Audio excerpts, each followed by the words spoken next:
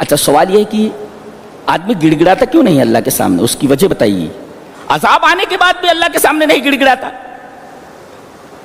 کہا کہ سم وہ قست قلوبکم، ان کے دل سخت ہو گئے. آدمی کا دل سخت ہو جائے تو پھر وہ اللہ کے سامنے روتا نہیں، گڑ گڑاتا نہیں.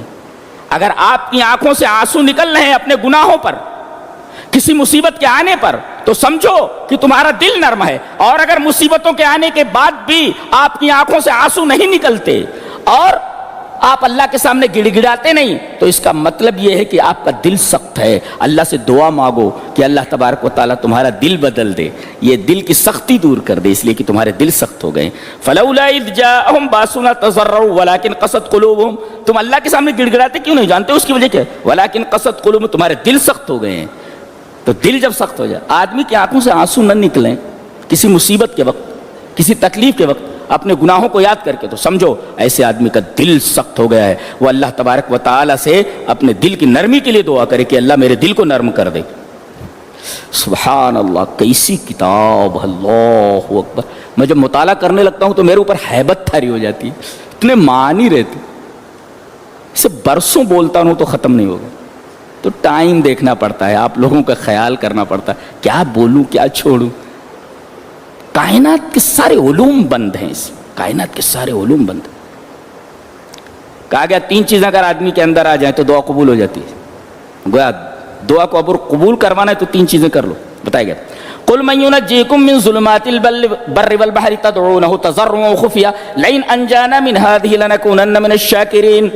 اس کا ردم بھی کتنا خوبصورت ہے. کیا آیت، یعنی کائنات کی کوئی میوزک، کائنات کا کوئی ترنم، کائنات کا کوئی ردم اس کا مقابلہ نہیں کر سکتا. بہترین قاری اگر اس کلام کو پڑھ دے آدمی بے ہوش ہو جائے گا، دل دھڑکنا بند کر دے گا، مر جائے گا آدمی. ایسا کلام ہے وہ، اس لیے کہ بہت بڑی ہستی کا کلام ہے یہ. قل من ينجيكم من ظلمات البر والبحر تدعونه تضرعا وخفيا لئن انجانا من هذه لنكونن من الشاكرين. سبحان من هذا كلامه، پاک ہے وہ ذات جس کا یہ کلام ہے. اپنے حبیب سے کہہ رہا ہے اللہ، آپ کہہ دیجئے لوگوں سے وہ تم کو بر اور بحر اس کی تاریکیوں سے تمہیں نجات دیتا ہے.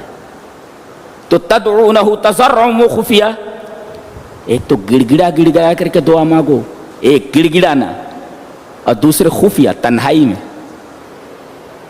بعض لوگ ہوتے ہیں دوسروں کو دیکھیں اللہ، اب وہ سامنے والے دیکھیں کہ بہت بڑا متقی ہے، یہ کہا گیا خفیہ میرے اللہ مجھے معاف کر دو، وہ بغل والے کو دکھا رہا ہے کہ وہ بہت بڑا متقی. فرمایا گیا تدعونہ تضرعا وخفیہ، گڑ گڑاؤ مگر تنہائی میں، خفیہ.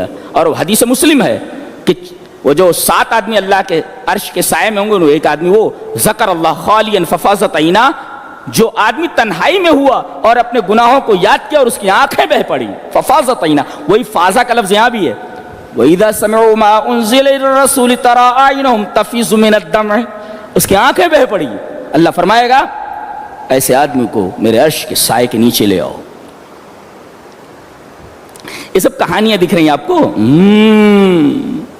زندگی جتنی ہے آپ کی، اس کا آخری لمحہ ختم ہوا تو دنیا سے آپ کا رابطہ ختم. پھر سامنے جو کچھ دکھائی دے گا آپ دیکھ نہیں سکتے اس کو. یہ کہاں آ گئے ہم، کہاں آ گئے ہم، کہاں آ گئے، کہاں آ گئے. کس کو بچنا ہے؟ کوئی بچتا نہیں. ملک الموت پیچھے لگا ہوا ہے، چھوڑتا تھوڑی کسی کو.